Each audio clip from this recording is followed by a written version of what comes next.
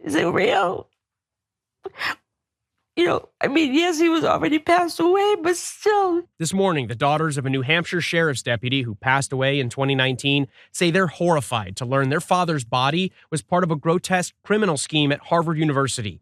FBI agents yesterday arrested this man, Cedric Lodge, for allegedly stealing and selling dissected human body parts while he was manager of the morgue at Harvard Medical School. Investigators say in a scheme dating back to 2018, Lodge stole heads, brains, skin, and bones from cadavers donated to the school for educational purposes. He then allegedly brought those parts to his home and, with his wife's help, sold them for tens of thousands of dollars.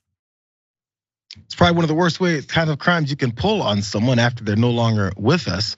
But this story of this Harvard morgue manager selling, as you heard, those types of body parts, heads and bones and all these things. They've got more details of some of these horrific acts that he did commit that they did finally catch up. And it was more than just him. Watch. Who could do something like that? What kind of person?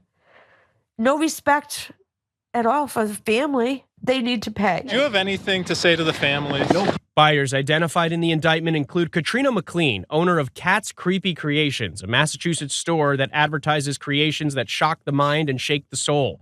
Officials say she and others were allowed to enter the morgue and choose what they wanted to buy, some items selling for hundreds of dollars each. In one case, skin that was sold was allegedly made into leather. And a PayPal account from one client allegedly included a transaction labeled Head Number 7. The deans at Harvard Medical School calling the allegations an abhorrent betrayal. But for the families involved, their trust has been lost. The family of that New Hampshire sheriff's deputy say his wife died earlier this year. Her body was also donated to Harvard. Her daughters now want her body returned. She's down there. Yeah.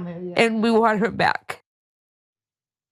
Hard stuff to deal with, you guys. But also, by the way, a little bit of imagery from that one particular group, the Cat's Creepy Creations, who was got inside access to pick and choose what they were going to purchase. Some of the things they create, as they said, skin turned into some kind of leather garment or something. I'm not sure if these particular things that they were selling include anything that they may have purchased from this particular transaction, but I guess they fit the bill of the creepy creations. Hopefully nothing is involved with those. But by the way, that morgue manager's name is Cedric Lodge.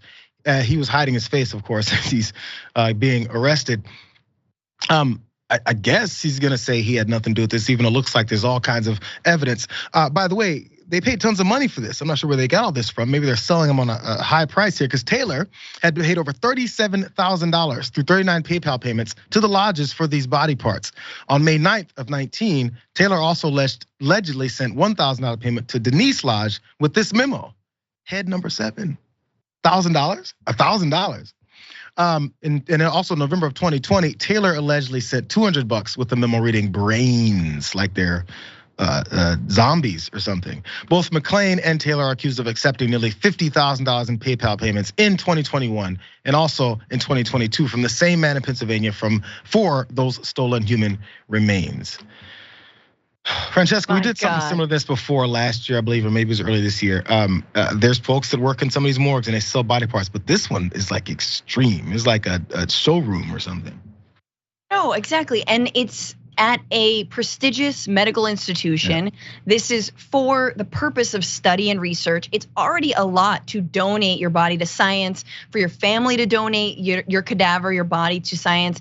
I actually did a story on this for National Geographic Explorer once, and I learned about how, that in the University of Pennsylvania, for example, they'll have like a wake and a funeral, a mass funeral for all of the family members of whom they've whose loved ones they dissected to learn about human anatomy, and they kind of honor them through that, right? Well, then what happens to the body? And that's sort of a question, like even after that process, you sort of, the institution, the university says they're respecting the body, but what is happening ultimately? And this is not to dissuade people from donating, because that is crucial work. Yeah.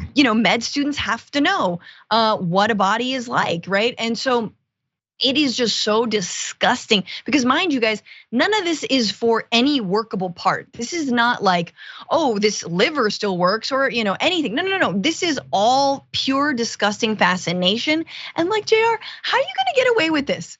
Like, how does he and his wife, how do they imagine they will just get away with this? Especially when they're naming their Venmo and PayPal transactions brains.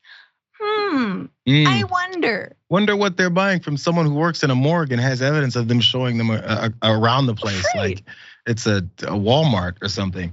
It's the process. They made tons of money on it, and now I guess they'll have to pay those prices. But then, how about all the folks they're never going to be able to recoup in these things? It leaves a hole in many of the families that then felt that it was a trustworthy thing to do. It's Because that's very the thing. sad. It keeps I happening. mean, yeah. Sorry, just to say You're the good. final thing is like, look, there's a difference between dissection and desecration, right? Like there's a difference between doing something that will help others. There's something very valuable and valiant in that, and someone who is literally desecrating a loved one, just for S's and gigs. I'm just gonna say S's and gigs because I can't say what I No, want. actually, kind of like I feel you. Maybe one day.